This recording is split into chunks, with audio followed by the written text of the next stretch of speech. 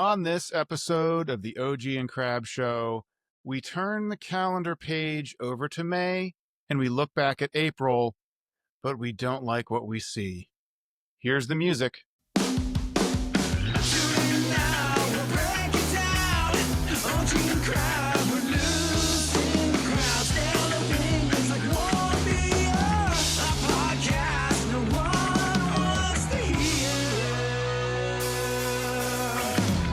Welcome back to the OG and Crab Show, everybody. I'm OG, and with me, as always, Crab Nebula, Noodleman Esquire.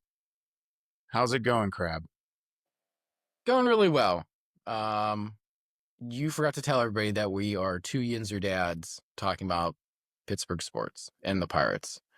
I did forget to do that. What's up with that? It's been a week, man. It's been a week here. I don't know if it's been a week there, but it's been a week here. It's been a week here. Remember, that meme where in 30 Rock where Lemon is like, man, it's been a week. And he's like, Lemon, it's Wednesday. Yeah. We'll flash that on the screen. I'm sure it just played. That's how I feel, because we had some high gusts of winds here in the Pittsburgh area. And, boy, did you. We did, yeah. And just like, some people are without power. So if you're out there listening to this show in your car, Godspeed to you. I hope you get power back. Well, as I said in the intro, we are turning the page to May, and that means that we are going to talk about the Pirates' first month and change of the season. And do we have to? Well, I mean, what else are we going to talk about? So, maybe anything else at this point. I think a way to go about this is to try and recall, because I'm too lazy to look it up, some of our predictions from episode 1, where we talked about what we thought would happen, what would be necessary for this team to succeed if it could. And top of the list and top of mind for me right now is Oneil Cruz. I'm pretty sure we talked about Oneil Cruz needing to put up MVP level performances for there to be any chance at this team beating the odds. And we also said that we didn't think that would happen, that he's a good player and that he's going to put up, I think you likened him to Starling Marte of the 10 years ago Pirates, the really good player, but not great player. And that was sort of like our consensus. And lo and behold, at least here in this first month of the season, Oneil Cruz is putting up some really impressive numbers. I'm looking at them right now. They're pretty good. Yeah, I've got him open here on Baseball Reference. He's got an OPS I'm on Fangraphs. We'll compare and contrast. So OPS Plus, which is the league adjusted stat that Baseball Reference uses to kind of grade batters as just a roll up number. He has a 149, which means he is rounded up to 50% better than league average at the plate. He's slugging over 500. He's got 12 stolen bases and has yet to be caught stealing. So he's perfect stealing bases, 12 for 12. He's got 16 ribbies, 8 home runs, and is easily the best offensive player on the team right now.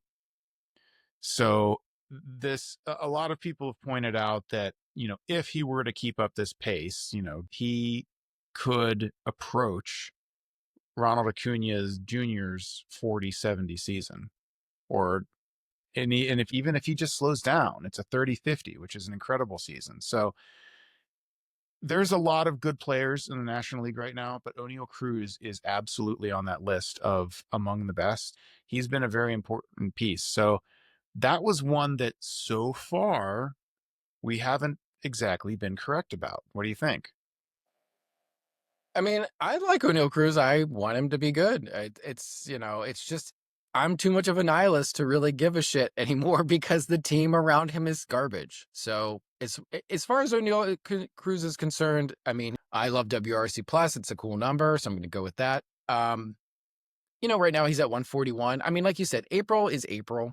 We'll see where we end up in September. I mean, I think everybody knew Cruz was a good player. Everybody's hoping he takes the metaphorical jump to being Bobby Witt Jr. esque. And hopefully this is actually happening, because that would be a bright spot for this team and a bright spot for this long summer that we're going to go on this journey on with this team. So it would be awesome if he did it. I'm excited to see it. I mean, OG, what do you want me to say? What am I supposed to say Yeah. about this? Well, we're just giving him his flowers. Yeah, And you're often wagging your finger at the nephews in the chat, as we call them, the younger guys, about always wanting to sign every single player they're that they lovely. get I love attached my to. nephews. In real We life, I always love love the the nephews. nephews. We need the nephews keep us young. I love the nephews. And I so actually do have a 20-year-old nephew, so I understand them I don't have any slightly. nephews at all. I have a 20-year-old nephew, a 24-year-old nephew, and then a small nephew, or two small nephews. I have dog nephews, if that counts. It doesn't. But I will say my very quickly, my 24-year-old maybe 25-year-old nephew, and my other nephew who's like in college age, they're very smart, but their sports opinions are often missing the mark. I'm gonna be very, because they might listen to this. I don't want to. Sometimes they are right on with, and their sports opinions are like, ooh, I'm like, ooh, yeah, good. And then other times I'm just like, nah, nope, that none of that exists, and that's not how things work. So, it's just the duality of man. It's the way people progress. They'll get hardened and crabified as they watch more Pittsburgh sports. The idealism and the rose-colored glasses will come off. The idealism will wear away, and their putrid forms will come out, and they'll be miserable in their mid-40s. Like The soft, squishy bones of their baby youths will be hardened and calcified into where we are someday. correct. Yes, yes. One day it'll happen. So to the nephews watching and listening, we love you. Keep on nephewing. You'll get your turn to be a crusty uncle soon. Yes, indeed. So, O'Neal Cruz, keep it up.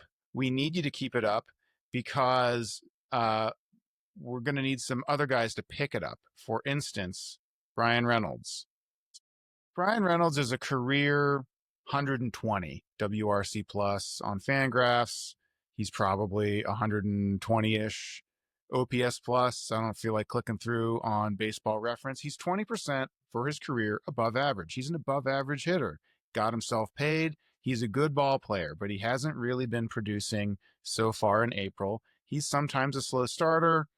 And unfortunately, instead of being 20% above average, he finished the month 20% below average. And so a lot of that goodness that we get from O'Neal Cruz seemingly breaking out, and we hope he continues, Brian Reynolds has sort of sapped some of that as he is playing on the wrong side of average, at least for the first month. Now he's famous for heating up in late May and definitely in June. So we can hope for that to happen. But for now, he is hitting more like Ke'Bryan Hayes and Adam Frazier than his usual self. Adam Frazier, like, isn't he like the best he's been for like a while? Like this past week, like he was really good. Well, Like the best version of him he's we needed him to be. multi consecutive game hitting streaks for both Hayes and Frazier, but it's all singles. So they both have OPSs that start in the low sixes. Brian Reynolds is only a 644, and all of them are have an OPS plus that starts with a 7. So Adam Frazier's a 74, Brian Hayes is 75, Brian Reynolds is only 79. So if you've watched Brian Hayes hit some singles, and every once in a while there'll be an RBI attached, and same for Adam Frazier, but they're still hitting below average. They're producing value below average at the plate, and that's probably more than we expected from Adam Frazier. And Brian Hayes, we just want him to be healthy. And going back to our predictions, So far, good luck with. I mean, yeah, we were wrong about that. That one we were wrong. I think I said Mother's Day actually. So the we're not. over under was Yeah, Mother's Day. So yeah. we've got a couple more weeks to go before I can really pat myself on the back on my Brian Hayes prediction. But he has looked very steady this first month of the season. His defense is back, even though there's some errors sometimes. Everybody has their errors. Um, he doesn't look like he is struggling and in pain like he did almost all of last year. So that's a positive. But the problem is, like, Brian Reynolds, he's down there with these below average hitters who are generally below average hitters. He can't be down there if this team's going to get out of this funk. And so Brian Reynolds Do is you think they're going to get out of this funk? I mean, that's a you would good have to. question. This whole discussion is predicated on the idea that we think or hope that they're going to get out of this funk. I don't. That's why I'm not. I care about their stats and I'm interested in the players, individual storylines. But with the collective being what it is, it's hard for me as a fan to get very excited about some of this stuff because, David Todd had that tweet that McCutcheon dog walked him on where he's like, good thing you aren't a GM. But like, I didn't disagree with any of it because it basically was like the season is like mathematically over and it's like at the time it was like April 25th or something. Yeah, that's the problem, right? You can't, the old baseball saying is you can't win your season in April, but you can sure as heck lose it.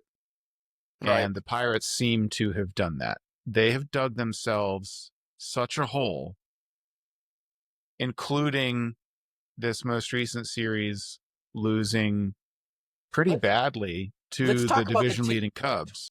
right. Let's talk about the teams with 12 wins right now to contextualize it. Can you guess who they might be? Like, you want to guess the company we're in right now? The Marlins. Oh, The Rockies have 5 wins, so we're better than the Rockies. The Angels have 12 wins. The White Sox have 8 wins. The $425 million in debt Minnesota Twins, who we should be spending all of our money to be like, have 13 wins. This team just isn't good. I mean, they're in last place right now. They're 7 games back already. I understand there's a lot of baseball. I get it, people. Before you come at me with the baseball, this, blah, blah, blah. But this is don't like, forget the Orioles. the Orioles are bad. Yes, I did forget them because I that want to hurts talk me. about the Orioles later. Okay, we could. This is your show, man. We talk about Yeah. whatever you want here. Well, it's I want to talk about the Orioles because they're sort of like the Bizarro Pirates, and They it are. often gets brought up, but we'll get to that later. Let's continue reviewing April. It's just this team is just. I don't. Uh, I mean, I Well, don't know what. you asked, is there a better, like, is this team, like, yeah, I think this team is better than it's played this month, partly because of injuries, Really? but that's a thing. Really? Yeah, I do. I think that Brian Reynolds is not 20% below average. I think that Andrew McCutcheon is maybe playing a little better than he'll end his season. He's he's not going to end the season with 130 OPS plus. Neither is Joey Bart. They came close last year. I don't know. I'm kind of. McCutcheon's playing at a very high level. He seems like he's just locked in a way right now that maybe he knows. I'll get this is totally projecting. This might, maybe he knows this is like his last year or something. So he's just. It'd be great Giving. if Kutch can put this together for the whole season and Oh, that'd be stay so healthy to cool. boot. I Yeah. mean, God bless. That's Yeah. Yeah. awesome. We need that. Right. Um, and Manuel Valdez, our Red Bubble King. He is one of 4 Pirates hitters who is above average right now. Is that going to continue? I don't know. Like, what do you even do with him when Spencer Horwitz comes back? Do you take one of your 4 above average hitters and option him down to Indy when your I mean, Ben big Cherington will offseason do that. acquisition shows up, Terrible. finally ready Correct. to play and like That's to exactly what they're going to do. well that They're going to. but the like what are you going to get from Horowitz? Like like scant slightly better than Emmanuel Valdez. Valdez like performance. It's right. So like it's a shame that like that Valdez is as good as he's Think doing about how in stupid April. this part of this conversation is. We're like, will we take Emmanuel Valdez and get a different guy who will do exactly what that guy is doing? Like that's That what we're seems talking like about. what's going to It's happen so is we're dumb. going to swap out Emmanuel Valdez for Spencer Horwitz, and we're going to get essentially a wash in terms of production. So it's a shame that the dude isn't like, I don't know, a left fielder, Right. I mean, because we can he could play sure left use one field? of those that could hit. Tommy Pham. Oh boy, Tommy Pham. You can read it on his face. I mean, every single at bat, he goes up there. It looks like he's in pain, and he's in even greater pain after he strikes out. Like the guy is struggling, and he's hearing it, and he's taking it personally, and he knows that he's not doing well. You can see it on his face. Yeah. What an unfun player to watch and root for. I don't want, um, more like Rowdy Tellez type players or Michael A. Taylors because those guys also sucked. But at least they weren't like miserable bastards while they were playing for the Pirates. They ostensibly were like happy to be here maybe and tried to give a shit. I mean, I don't know. Maybe I don't want to. I don't know Tommy Pham personally. Please don't come to my house, Tommy Pham, and beat me up. I mean, because like I said, that might happen.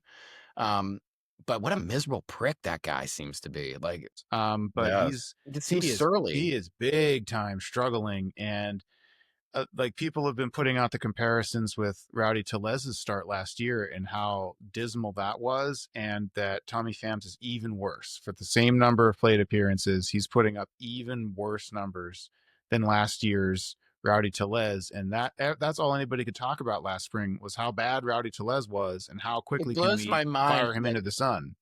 Tommy Pham is making us pine for the halcyon days of Rowdy Tellez, right? Like it's some kind of like lost like part of our youth.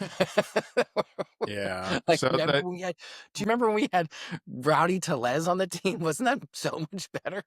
Oh God. so flip, we're kind of going back and forth between good and bad, good and bad. So not necessarily good, but not bad either is IKF. IKF is doing exactly what we thought he'd do at short, and Yeah. that is not really pass the eye test and not make the best of plays. And defensively, he's there. I mean, he's standing out there, and he's With the 86 WRC plus according to Fangraphs, and he brings yeah, you a negative zero point 0.7 a defensive rating right now, coupled with his negative 1.1. Like just general ratings that they roll into the rules above right. replacements. I don't really like. I don't have a lot of complaints about IKF other than I wish he was a better athletically gifted shortstop. Like he's this just not the place for him to put up his best showing as a defender. And everybody says this, like this isn't a secret.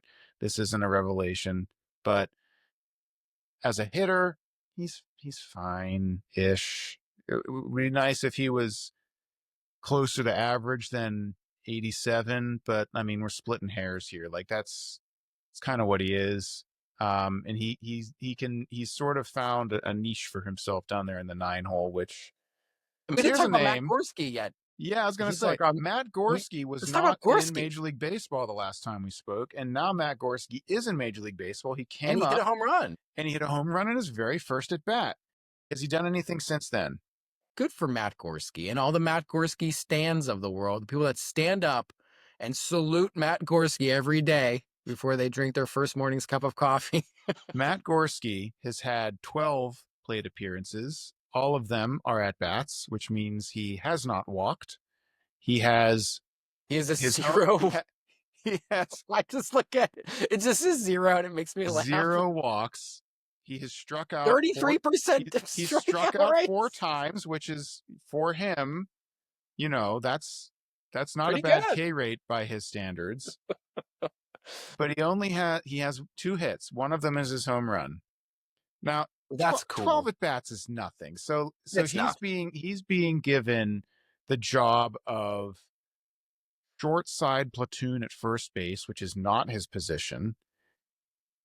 By all accounts, he's a very talented and capable outfielder, including center field, but they've got him at first base just, I guess, to get his bat in the lineup and give him a look, but they're not giving him a look. He's only got 12 at bats, 12 plate appearances. Very Ben Charrington of him to be like, come on up, but we're never going to play you I guess it's only been a unless week. How long has if he he been was up? I don't know. Four. Well, he's been in 4 games, so He's been in our hearts a long time though. So he's been up it feels like yeah. he's been up for a while because people wanted him for a while. We wonder if he'll get more of a look, but there have been so many is he going to be the next Kanan Smith and Jigba who shows up on the bench, never sees the field, and just everyone forgets about him and he vanishes? And Maybe. then is what's his face? Matt Gorski going to be the next Jack Sawinski? I don't think so. Guess what Fangraphs has Jack's K rate as? God, does it start with a 5? Miraculously, no. I'm going to say 47. Oh wow, it's 42.2. I promise I don't have it open. That's a lot of strikeouts, my dude. Yeah, Jack A lot of Sawinski strikeouts. is a player in the organization, but He's a person on planet Earth, I can tell you that. yeah. He looked into the sun one time, which is like a baller move if you hate your corneas and your ability to see, you know. So keep looking at that sun. Here's a question. Here's a follow-up Jack Sawinski prediction question. Will we see Jack Sawinski in Pittsburgh again? Ever? Oh yeah. Oh yeah, You I think think? so. Oh yeah, hell yeah. The high of those 30 home runs is still Ben Charrington is still chasing that dragon. He's gonna go back trying to get that high again and again. Yeah. As long as he has options and he's cheap, then he'll be around, I think. Okay, so he'll be around, but Yeah. But he's definitely a nevertheless. non-tender candidate for this off season for sure. Nick Gonzalez is still hurt. Who else is hurt? Endy's hurt. Fast forward through the hurt guys. Let's get to Canario. What is it about this guy? Everyone keeps calling him Teoscar Jr. Based on what? I don't see it. I don't see it either because everybody talks about Canario. First of all, he's just this random waiver claim, which is these types of people just show up on the Pirates every year, and they have for the better part of my adult life. I'm absolutely flummoxed by the idea that anybody who watched the Pirates or watches baseball thinks this guy could be a late bloomer. Like Jose Bautista happened, and that happened one time. It's not going to happen again, probably. Everybody seems to get really excited about his batted ball statistics. It's like a lot of guys hit the ball hard, and that's cool, but that doesn't always translate to anything. And these guys go poof quite frequently. So, like, what's the deal here with Canario? I don't get it. If he's got this potential, we're never going to find it because he doesn't play. His defense in the field is poor, and apparently that is the guy can't even get playing time over Tommy Pham. So I mean, we're just talking about future Colorado Rockies / White Sox starters. Like today, I put a White Sox game on, just some background noise in the afternoon while I was cleaning the house. And who shows up in right field is Palacios. And who's in center field is Michael A. Taylor. It's like a 2024 Pirates reunion out there. And I just feel like these players are just going to be part of the 2026 White Sox at this point. Like, I mean, it would be lovely if this guy would put together like a Yermin Mercedes month where he just goes off and hits like 13 home runs, but they don't play him enough to even give him a shot at it. And when he's had a shot, he's done nothing with it. So I really don't get the fascination. I don't get it either. Last year for the Cubs, he played 15, he had 28 plate appearances and managed to put up a 128 WRC plus, according to Didn't he Fangraphs. hit a grand slam against the Pirates? Is that where all of Yeah, that came from? I Yeah. think so. But like 28 plate appearances, it's like, okay, He's that's not real. young-ish. I don't know. I don't want to talk about him anymore. I'm bored with him. Next episode is just the Canario hour where we just like Jared Triolo. talk about him for an hour. Jared I don't want to talk about Jared Triolo. Triolo. I hate that guy. I hate that guy. I'm going to start swearing. I hate that guy. Oh, He's he awful. he hasn't played a ton. He's only got 43 plate appearances. He's appeared in 18 games. But my goodness, a 22 OPS plus. Like this is like last year, he was among the worst hitters in baseball and he played a lot more. And then his September happened, and that's the other half of the season that you shouldn't believe. Don't believe anything you see in April. Also don't believe anything you see in September. So Very wise of you. Did you just make that up or did no, you? I've heard that. That's one of those Okay. truisms that I like that. you can never find who it originated with, where to attribute it, but it's just one of those like baseball truisms that gets Maybe passed Tommy around. Lasorda. I always like to say maybe it's Tommy Lasorda. He always used to say funny Give it stuff. to Tommy. Jared But Triolo hasn't Triolo's hit bad. well. I mean, he's a Gold Glover as a utility player from last year, but I don't. Can we? My favorite part about the Triolo experiment is in 2023 when he had a 440 BABIP. Well, 23 was when he had that September.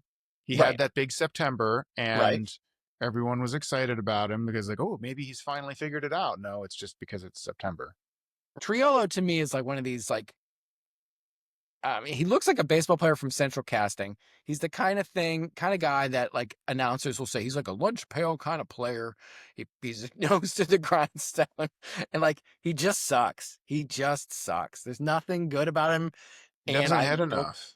He doesn't. Like And I don't if want him he on my could team. just be just like a singles hitter, just kind of bloop stuff over the second baseman or whatever. Fine, put something in play, man. Like, His XW OBA is 24.2243. His WOBA is 196. I mean, his slugging percentage is 225. I mean, good Lord. Good Lord. This hurts my yeah, brain. I don't, I don't want to I'm talk going to about him say, anymore either. yeah, I don't, We're running out of players that are interesting to this talk offense about. is so bad. It's like there's no bright spots outside of McCutchen, uh, Cruz, Reynolds, Bart, maybe Bart. We didn't talk about Bart. Bart. Bart to me, so Bart has good numbers, but like maybe I'm not paying attention at the right times, but where's he getting these numbers from? Cuz I don't have memories of Bart hitting well this month. Do you? Uh, yeah. I mean, he does hit. It's just I think with Bart, I'm looking at his numbers right now. So 89 plate appearances, 1 home run. He walks 14% of the time, 14.6% of the time, strikes out about 30% of the time. Oh, he's getting he's getting a lot of luck. His BABIP is 447. Um, yeah, I don't know. I mean, Like, oh, he's got 131 OPS plus. That's really good. He's a good hitter. well, But numbers are it's scary and hard, and I would prefer to just forget they exist and not believe fair them. enough. So, I mean, he's one of the 4 above average hitters on the team. And he's hitting roughly as well as Kutch based on the ratings scales here. They're both he's at 131 OPS plus, Kutch is at 130. The reason that Kutch sticks out in my mind, and this is going to be like boomer baseball take stuff, Kutch has 12 RBI. Joey Bart only has 7. If you're hitting runs in, That's very boomer of it's you. important. I'm It disappointed in matters. that boomerism. Well, me and Aaron Judge, right? Me and Aaron Judge care about RBIs. So Let's look at the top offensive production guys for the Pirates. O'Neill Cruz, WRC plus at 141. Bart, Joey Bart at 134. Kutch, 129. Manuel Valdez, 108. Then we have Emmanuel Valdez is your fourth cog on the team right now offensively. And then your drop off is it's bad. And then you got IKF at IKF, Reynolds, and Hayes. Frazier has a WRC plus of 73. like Gorski IKF, doesn't. Reynolds, Hayes, Frazier. Those are major league hitters who are below average right now. Like, it's excusable to have a below average month as a major league hitter. It happens. What really, like, that's what everything collapses after that. We didn't talk about Davis. Good Lord. Davis, he's barely played too. He's like Skeens' personal catcher and nothing else, but he has a very poor set of numbers, popping up constantly. He's not striking out like he used to, but now he's just popping up all the time. So maybe, is there ever a phase where Henry Davis is hitting safely? I'm not like, do I think Henry Davis is, the next Johnny Bench? I do not. Do I think that his draft status has kind of tainted our perceptions of him? Yes. But do I also wish they would just play him every day at this point and just figure out what the hell he is and just get him a whole year of consistent at bats? Also, yes. I just don't understand why we have to putz around with Joey Bart. Yes, Joey Bart's are a good offensive contributor, but this team is going nowhere. Absolutely going nowhere. I don't think they're ready to admit that. I don't think that they're ready to admit to themselves and start making player personnel decisions around the idea that this season is already doomed. We think that. Because we understand what we're watching, because we're not blind and we're not stupid, and we haven't wasted 6 years of putting a sunk cost fallacy into all these asshole players and this asshole.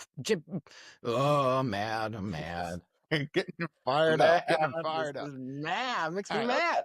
That's enough of the hitters. I mean, we're talking about guys that just are, they're not hitting at all. Let's do pitching factory. Let's do the pitching factory. Yeah, let's talk about the pitching factory. Scrolling down to the pitchers.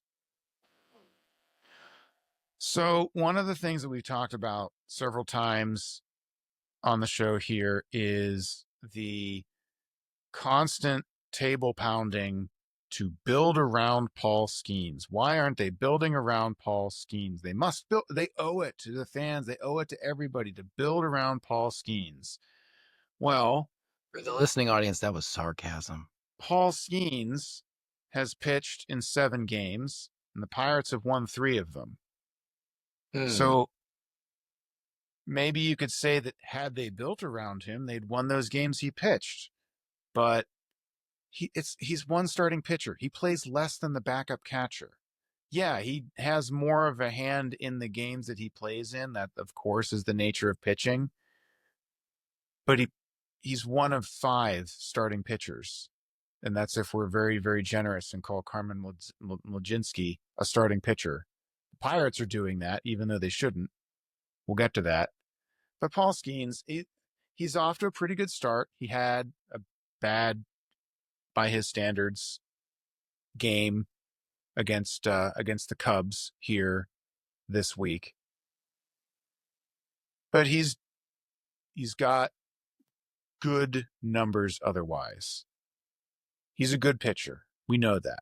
He's the best pitcher possibly in all of baseball. You can make that argument. It's not hard to make. That's our pitching factory, because after Paul Skeens, we have Andrew Heaney. Andrew Heaney, who was he was the bee's knees right up until he wasn't. So he's sort of a great case in point for why you can't believe what you see in April. If you just look at April, if you look at his first 5 starts, Andrew Heaney is an absolute ace, just a lockdown, lights out ace. And then that 6th start comes around. Whoops. Gets lit up. That happens, but like, you can't believe what you see in small samples. I just wanted to go. I'm looking at the stuff. Well, don't worry. I'm going to get mad about Heaney and stuff soon. You'll get some anger. But I want to go back to Paul Skeens real quick about his stuff plus numbers, which I always find kind of fascinating. Paul Skeens pretty quickly. Everyone wants to hear about Paul Skeens. Yeah. I love Paul Skeens. Are you kidding me? This is like we're not ever going to get our Surfside endorsement without talking about Paul Skeens more. It's just interesting to see how each one of his pitches really ranks pretty highly. Um, but yet, like we saw that his velocity seemed to be down a little bit this year. I know, yet today he touched, I think, 100 miles an hour. Again, but so it just seems like, from my eye, and maybe you can tell me if I'm correct or incorrect, that there's like a lot less strikeouts. There's some swing and miss stuff. Like last year, just seemed he was a lot more electric. This year, he just seems like maybe he's rightfully, trying to pitch more so that he doesn't blow his arm up, Well, which I he think said is that he is. He's said that he's dialing it back a little bit in the interest of pitching deeper into games and just like longevity in general. He's not trying to blow doors the way that he was last year. He's trying to kind of even it out a little bit and be a little bit more of the play the role of the savvy veteran getting outs. it's interesting. I just think that with Skeens, there's gonna be some of this kind of like growing pain stuff that he didn't have last year, which maybe he's going to have some of it this year. Obviously, the team isn't constructed around him to, like in the Huntington days, they constructed a team around, their pitching staff to prioritize a lot of like defensive play. And like this team is more of just like a mismatch without that kind of philosophy. So it's not like the team behind Skeens is really constructed for elite defense. So that coupled with his, growing pains, coupled with, holding back a little bit more, I think is going to add up to a year, which is still going to be great, but maybe not to the, you know, like what people think. And so Well, that therefore was my there's going to be prediction some to built about Paul in. Skeens way back in that first show was that he would accrue more WAR than he did last year, just as a counting stat because he's going to pitch more than he did last year, but that he wouldn't be the force of nature in each appearance that he was last year. He's not going to have an ERA that starts with a 1 Right. at the end of the year. I don't know But if people can handle that because the perception of him now is going to always be this thing where he may or may not be able to meet the perception of him in people's, the fan and the media's minds. Like people call him generational Hall of Famer. Like Jeff Passan calls him a Hall of Famer already. It's like, yeah, maybe we should cool that a bit. So that's a longevity thing as much as it is being great. There's an awful lot of guys that aren't in Cooperstown who were really, really incredible supernovas and just didn't last. true. Uh, I also looked up the one pitch that Paul Skeens' Stuff Plus is not playing above 100 on, and that is his sinker. So interesting. So the vaunted splinker, presumably that's what that is referring to. Unless it's miscategorizing it. It Maybe it could doesn't be. understand what it is. I Yeah, do it's at know a that 97. I feel like I remember Eno mentioning that at some point about there being a struggle categorizing the splinker. So maybe take it with a grain of salt. But I mean, yeah, Like all of his his ratings fastball are right now is excellent. league average. His split, I think it's his sinker.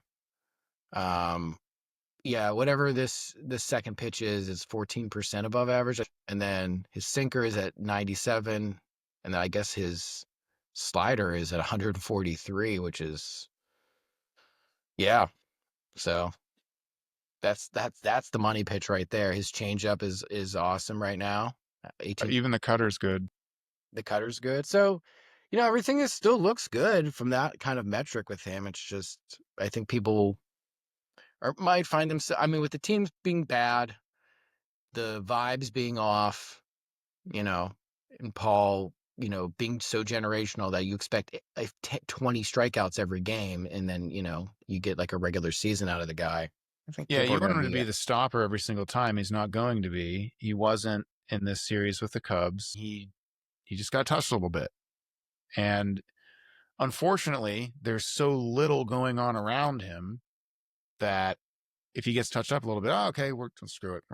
This one's not happening for us. Shame. Let's move Andrew on to Heaney. Heaney and Keller. Heaney and Keller, perfectly cromulent major league pitchers. I love the word cromulent. What a great word you use. Well, that's a Simpsons reference. Oh, I didn't even know it was a good Simpson. I didn't know You that. didn't know cromulent? It's yeah, because embiggen is a perfectly cromulent word. Ambiggins? Never heard that word before I moved to Springfield. I don't know why. It's a perfectly cromulent word. Very good. That now tracks. Yes. I know that now. We need to embiggen the win total, and that is a perfectly cromulent word. Andrew Heaney, Mitch Keller, perfectly cromulent major league pitchers. They're both capable of putting up just masterful outings, and they're both capable of putting up some stinkers. And they've both done that already this year, and they'll continue to do that.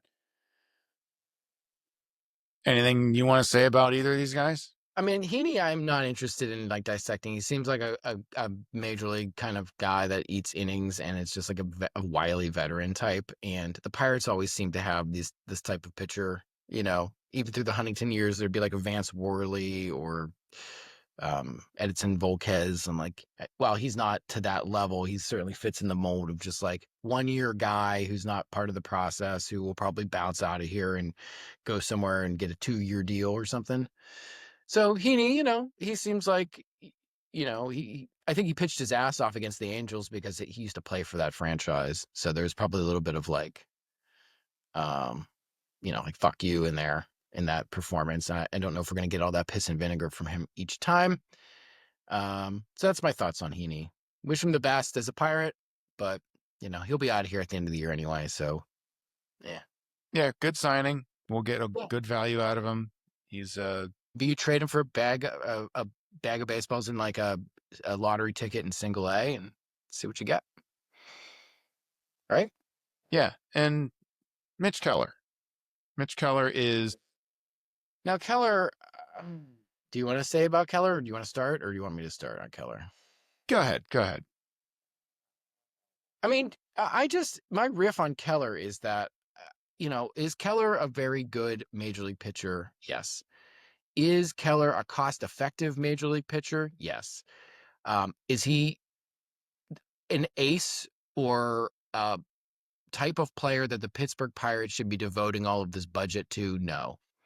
And I think that generally speaking, like from my perspective with Keller, I recognize that he's a good pitcher. I recognize that teams need pitchers like him.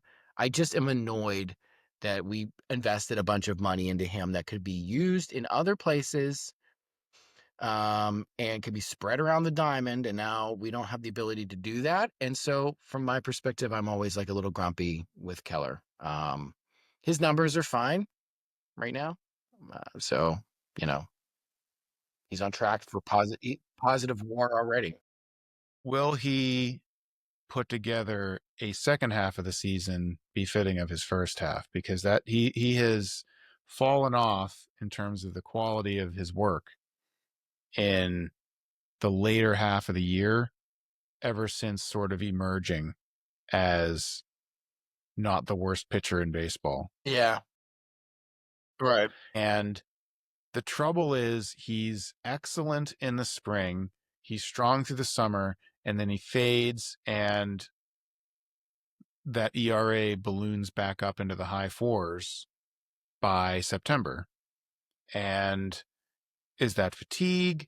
Is that well, now we're really out of it, and he's like his heart's not in it? Well, I was just wondering what your thoughts were for these numbers from a Stuff Plus perspective for a guy who's getting paid like a lot of Pirates money. Not a lot of real major league money, I grant you, but like a lot of Pirates money. Just off the top of your head, no wrong answers. I don't have a problem with it. He gets the results, and there's still excess value in his contract. It's not a bad contract. It's a tradable contract. You can get something for trading Mitch Keller. Even making the money he's making, there's excess value in there because guys like him as a free agent cost $3, $4, $5 million a year more than he does.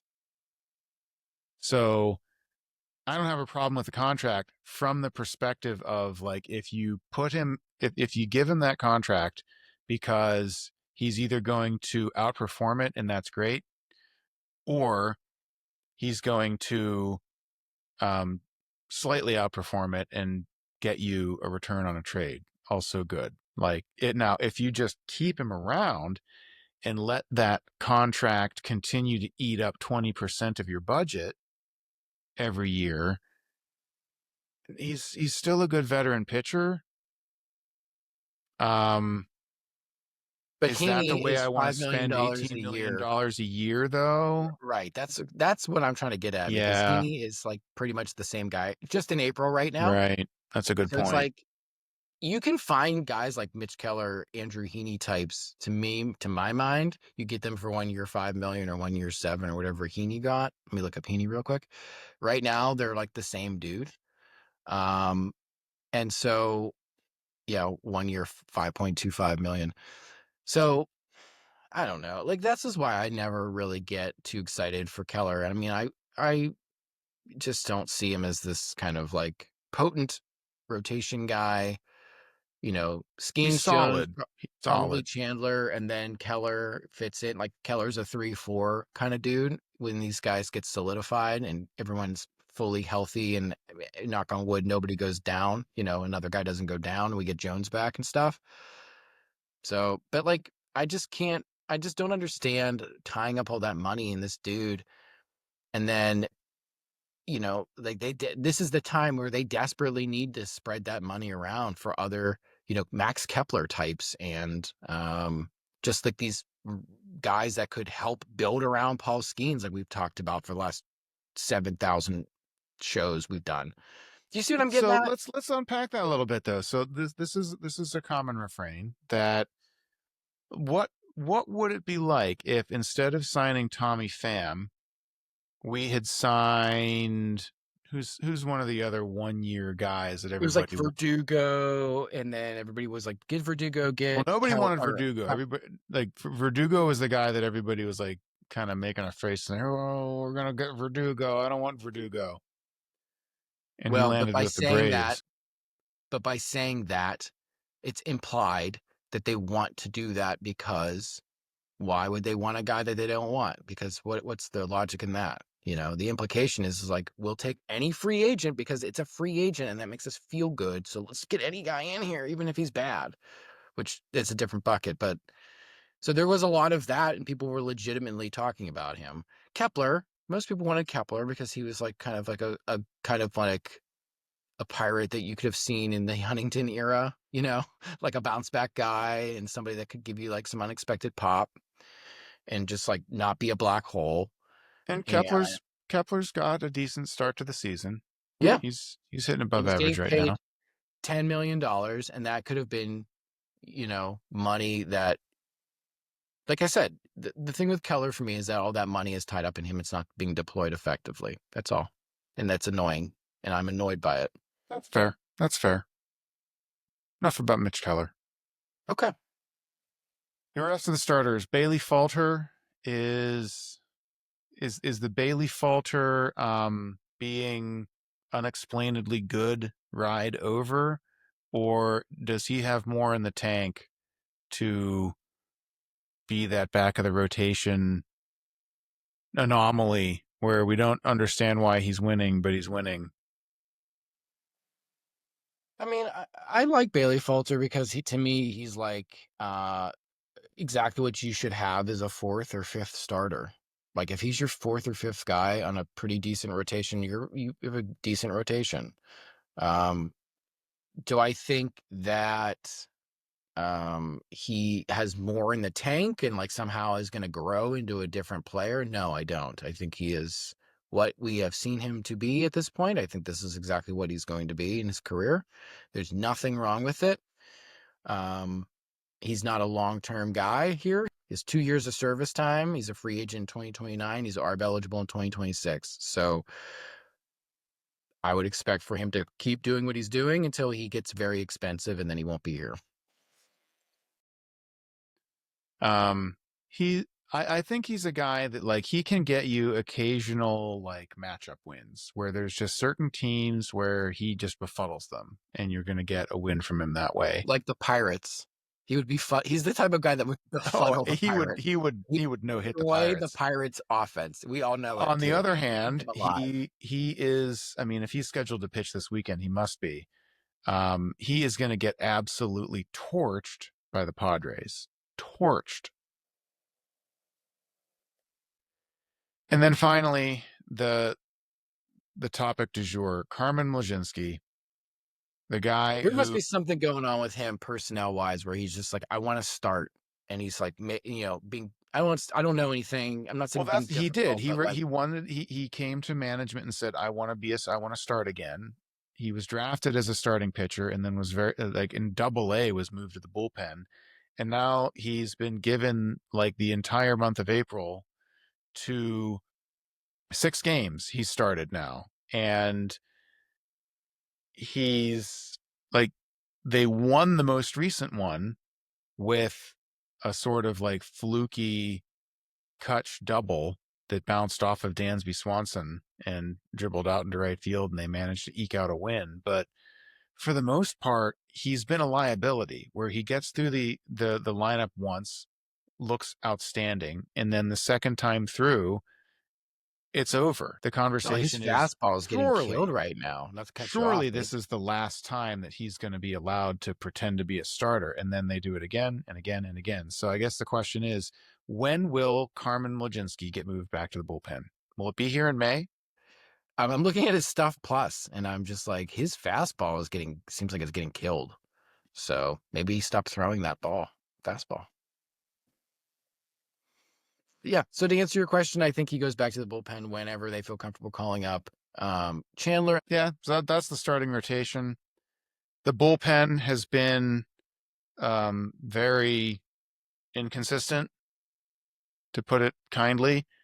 There have been periods of very good outcomes, and there have been some other periods of very bad outcomes. Let's just jump in real quick with Holderman. Do not put him in high leverage situations anymore. Like that can't happen, especially if you're trying to win games, because you can't admit to yourself that the season is toast and you think you're going to play act your way through this. Like, we're going to just turn it on and win. OG, you cannot put him in high leverage situations. He just doesn't have it. Bednar is a different story. It looks like he figured something out. We'll see if it lasts. But Holderman, it just, well, I'm going to see his stuff plus numbers. I want to see what pitch is getting killed that he throws. Let's find out. He cannot be put into anything other than mop-up duty, honestly. Like, he's more than proven that he's not fit for that role. And they keep running him out. Looks like his slide. Is this his sinker? He throws a sinker. It looks like it's getting killed. His location is bad. Like, yeah. So Speaking of locations bad, Kyle Nicholas. Also bad. Let's look at some of his numbers, because that's going to be a mess. Well, he'll have good stuff plus ratings, but look at the location plus is going to be very poor. He can't locate. So, like, sometimes. And they just love him because his stuff is like, oh, your stuff is really good. Right. But his location is crap. But he walks the world. My Lord. His location rating is terrible. Holy crap. Wow. Cal, that's awful. The Jesus, eye test is matching the bad. numbers. It's amazing. I mean, I knew it was bad, but to see it as a number is bad. That's like 30% below average or whatever it is. Bad. That's bad. There are some good stories in the bullpen. Dennis Santana has been mostly good. He's on bereavement relief at the moment. And Caleb Ferguson, the free agent that they signed, the lefty, has been quite good. They both have ERAs under 2. That's always nice to see. Kyle Nicholas's ERA is 11.37. Yeah. Sorry. I'm just still And fascinated by these numbers. reliever ERAs after a month are bogus anyway. So, but yeah, he's been hit and walks too many people and is inconsistent. And I mean, they're dealing with injuries. They've had Justin Lawrence has yet to be announced that he's going under the knife for Tommy John, but he's got all of the signs of somebody who will. He's got the elbow soreness and all of the things that you usually hear about somebody who's going to go under the knife soon. So that's a shame because he was doing quite well. And Ryan Baracchi, the king, is doing pretty good. Let's look at Baracchi's numbers. I like Baracchi. I like a tall, lanky, like left-hander kind of dude. It's kind of why I'm a little bit of like a Falter guy, even though I don't like think Falter is somehow, more than what he claims to be. I like those types of like Yeah, who doesn't like a pitchers. funky lefty? Yeah, I do. I'm a big funky lefty kind of guy. So let's look at some nice Stuff Plus numbers for Ryan Baracchi. Where are you, Stuff Plus? Okay, Location Plus is down below league average. And that's about it, though. Everything else is playing around, league average or a little bit above for Baracchi. So, yeah, that's good. Keep doing that, Ryan Baracchi. Is there a good bullpen here if it were to be managed appropriately? If you could find somebody to take like the Holderman role and excel in that role and build backwards, then you might have the ability to kind of fake and make a good bullpen. But I think it's a decent bullpen with guys who will frustrate you sometimes and other times impress you, and it's just going to be an entire season of is he back? Is he back? Is he back? Is he back? Oh no! A lot of teeth gritting, I think. Yeah, but that's the nature of bullpens in general. They're like, if a defensive back could catch a football, he'd be a wide receiver kind of thing. So Sure. a lot of these guys that's how they are. We've talked about how they've played poorly in April for the most part. And I've said that I think they can be better than they've been, maybe not by much. And I also predicted 72 wins back at the start of the season. I don't know if they get to that. They're 12-20. So it's a 30.375 winning percentage. So I mean, I think that puts you around 90 something losses with that number. So I mean, our predictions are going to kind of fall into that area. I think I predicted 75 wins, which something like that. Yeah. So this is just so obnoxious. Most importantly, Crab, is 72 to 75 wins bad enough to get everybody fired? I don't even know. I hope to God it is. I mean, it's my only hope is to get these losers fired. I mean, I can barely stomach this team. I can't even talk baseball because I'm too focused on the idea that they have to that this season is lost and this is a waste of our time, and just fire these assholes and try something different. Try a different philosophy in here from top down. And I hate, we talked about this on our last episode. Rebuild this goddamn team because it's awful. It is so awful. And the idea that, I just hate the idea that people think this is like a good team in here. These numbers are bad, and there's no like secret mojo sauce to like unlock these players' potential. There's no coaching that's going to get you, like Tommy Pham's like, or Jerry Triolo not to have like whatever it was, like 17, weighted runs created plus. Like, that's not coaching. That's a talent problem. And this team sucks. And I hope this is the end of this experiment, because this has been one of the worst stretches of Pirates baseball since the 20-year losing streak. Sucks. I hate it. It feels real bad. It definitely does. It's bad. It is bad. It feels bad because it is bad. And we're at year 6. And if you give Charrington more time, you're almost to year 10.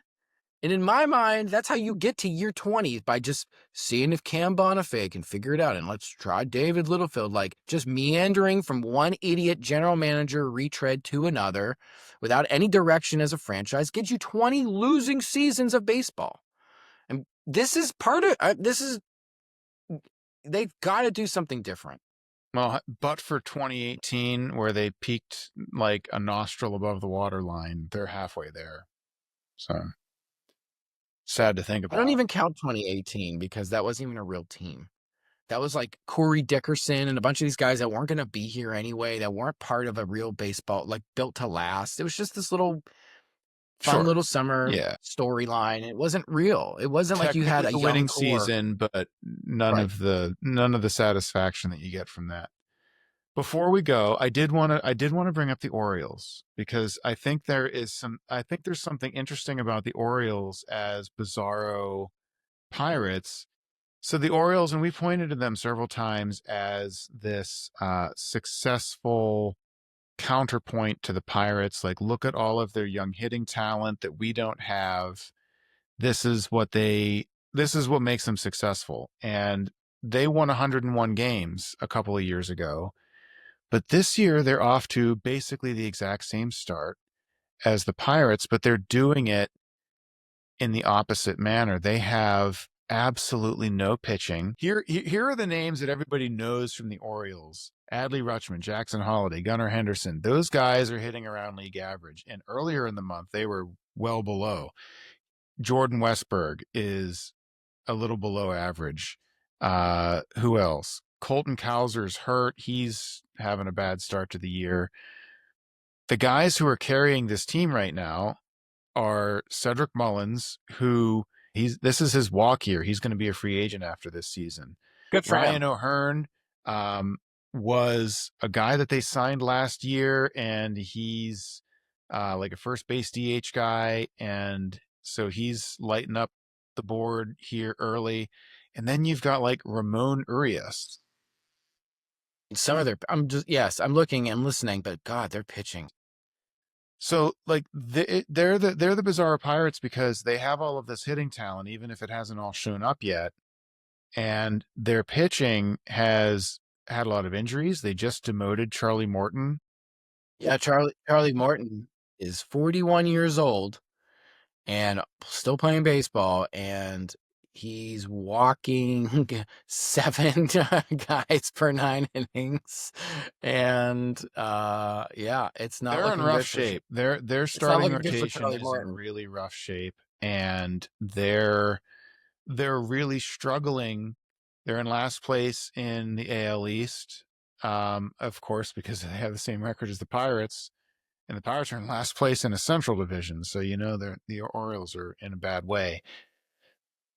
So this is an example. I just wanted to touch on this because it's kind of funny that there's this mirror image bizarro team that has a lot of strong bats and is just a vacuum at pitching. Since they both essentially have the same record here as we start May, which one of these two last place teams has a better shot at climbing out of the basement? I think the Orioles do. Like, Gunnar Henderson is going to bounce back. Westberg is not going to be IKF. So I think, this team would probably put it together with the bats and get hot as the summer goes on. Now, I'm not saying pitching isn't part of the game. It certainly is, but I think our pitching is already like what it is in a way, right? Like, I think it's established. I don't know if it has much more can go up. Maybe you add Chandler and you get like some kind of big boost, but like, I think the hitters we have too, like, are already overperforming. So like, some of these guys have track records which are gonna, even out. So that's why I'm gonna say the Orioles, because like there's a lot of mirages with the Pirates. Just I tend to discount the efficacy of pitching as this foundation that you can build your team on. It's very like you have to have pitching. Like it's to me, it's table stakes. You've got to have good enough pitching, but your team succeeds or fails on the backs of its lineup. And the Orioles have had some underperforming younger players to begin the season. They're probably, enough of them are probably going to pick it up. They've got a lot more depth at hitting, and they're going to struggle when their pitchers can't keep a lid on things, but they can also, get into a barn burner with somebody and hang around and, win a game 12-9. Pirates aren't going to do that very often. Yeah. If I had to pick a team at the end of the year, I'd pick the Orioles. Well, it was a pleasure, OG, as always. Yes. And that'll do it for this episode of the OG and Crab Show. We do have our podcast feeds fully functional and deployed onto Apple and Spotify, and anywhere you want to listen to a podcast, our XML feed will give it to you. You can subscribe. We'll put those links in the description of the video. And I thank you for listening and watching. We'll see you next time. Happy May Day, everybody. Mayday, Mayday. Not that type of May Day. Oh, Please right. like and subscribe, or don't. I don't care. Bye. Bye-bye.